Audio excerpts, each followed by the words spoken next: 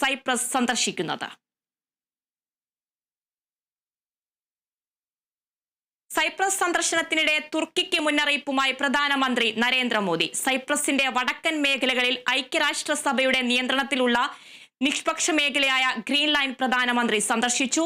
President Nicolas ഒപ്പമായിരുന്നു മോദിയുടെ സന്ദർശനം.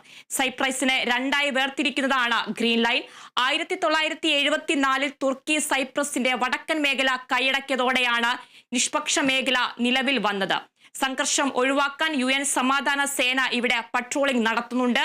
Operation സിന്ദൂറിനിടെ പാകിസ്ഥാനെ പിന്തുണച്ചതിൽ തുർക്കിക്കെതിരെ ഇന്ത്യയിൽ പ്രതിഷേധം നിലനിൽക്കുന്നതിനിടെയാണ് മോദിയുടെ സന്ദർശനം. സൈപ്രസിന്റെയും സ്വാതന്ത്ര്യവും പരമാധികാരവും സംരക്ഷിക്കേണ്ടതുണ്ടെന്ന് ഇന്ത്യ വ്യക്തമാക്കി. UN പ്രമേയത്തിന് അനുസൃതമായി തർക്കം പരിഹരിക്കണമെന്ന നിലപാട് ഇന്ത്യ സംയുക്ത പ്രസ്താവനയിൽ ആവർത്തിച്ചു.